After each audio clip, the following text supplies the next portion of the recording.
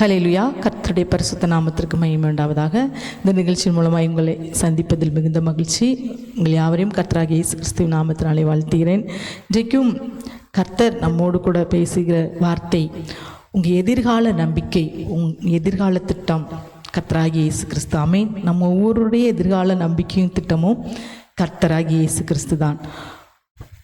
நம் வாழ்க்கையிலும் கூட சில நாட்களில் நம்மை சுற்றி என்னவாகும், நல்ல மழை பெய்து கொண்டு இருக்கும்போது பார்த்திங்கன்னா புயல், வெள்ளம், இருட்டு, இப்படி எந்த வேலையும் செய்ய முடியாதபடி ஒரு சூழ்நிலை வரும். எங்கு பார்த்தாலும் பயம், இருட்டு நிறைந்த அந்த சூழ்நிலையில் பயந்து போயிருப்போம். ஆனால் மறுநாள் பார்த்தீர்கள் என்றால் அந்த புயலெல்லாம் ஓய்ந்த பிறகு மறுநாள் அந்த சூரியன் அந்த மலை மேகத்தை பிளந்து கொண்டு ஒரு ஒளியை நமக்கு கொடுக்கும். அப்போது அந்த இருளெல்லாம் விலகி வெளிச்சம் உண்டாகும். அதே போல தான் அருமையான தேவனுடைய பிள்ளைகளே, உங்கள் வாழ்க்கையிலும் நீங்கள் ஒருவேளை நினைக்கலாம், என் வாழ்க்கை இப்படி தான், இந்த இருளிலே தான் முடிஞ்சிருமோ அப்படின்னு சொல்லி நீங்கள் நினைக்கலாம். இருள் தான் என் வாழ்க்கையோ அப்படின்னு சொல்லி நினைத்து கொண்டு இருக்கலாம்.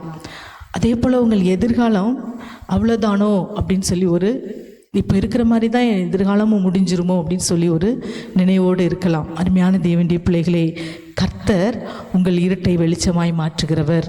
உங்கள் எதிர்கால நம்பிக்கை அவர் தான். நீங்கள் எரேமியா தீர்க்கதரிசன புஸ்தகம் 29:11 நீங்கள் வாசிப்பீர்கள் என்றால், நீங்கள் எதிர்பார்த்திருக்கும் முடிவை உங்களுக்கு கொடுக்கும்படிக்கு நான் உங்கள் பேரில் நினைத்திருக்கும் நினைவுகளை அறிவேன் என்று கர்த்தர் சொல்கிறார். அவைகள் தீமைக்கல்ல, சமாதானத்துக்கு ஏதுவான நினைவுகளை. ஆமென். இந்த வசனத்தை நீங்கள் வாசிப்பீர்கள் என்றால் இது முழுவதும் எதிர்காலத்தை குறித்ததான ஒரு திட்டத்தையும் ஒரு நம்பிக்கையும் நமக்கு கொடுக்கிற வசனமாக இருக்கும். ஆமென். நீங்கள் நினைத்திருக்கிற நினைவுகள் ஒருவேளை தீமைதானோ, அவ்வளவுதானோ, ஆசீர்வாதம் இல்லாத இப்படியே முடிந்துருமோ, இருளாய் முடிந்துருமோ என்று நினைக்கலாம். அந்த புயலுக்கு அப்புறம் ஒரு சூரியன் எப்படி அந்த இருட்டான அந்த மலை மேகத்தை பிளந்து கொண்டு வெளிச்சத்தை கொடுக்குமோ, அதே போல கர்த்தர் உங்கள் பேரில் வைத்திருக்கும் நினைவுகள் தீமைக்கல்ல, அது நன்மைக்கான முடிவுகள். அது முடிவு வெளிச்சம். இருளோடு உங்கள் வாழ்க்கை முடிந்து போவது அல்லவே இல்லை. ஆமீன். அவரே உங்கள் எதிர்கால திட்டத்தின் நம்பிக்கையாக இருப்பார். ஆமீன். உன் நாட்கள் இருளோடு முடிந்து போய்விடுமோ என்று சோர்ந்து போகாதீங்க. உங்கள் நாட்கள் இருளோடு முடிவதில்லை. உங்கள் நம்பிக்கை கர்த்தராயிருந்து உங்கள் வாழ்க்கையில் அவர் இருளை நீக்கி வெளிச்சத்தை கொடுத்து உங்கள் எதிர்காலத்தை அவர் ஆசீர்வதிக்கிற தேவன். ஆமென். எதிர்கால நம்பிக்கை அவர்தான். அவர் அந்த நினைவுகள் எப்படிப்பட்டதா, தீமைக்கான முடிவு அல்ல உங்கள் எதிர்காலம், சமாதானத்துக்கான முடிவு, சமாதானத்துக்கான நினைவு.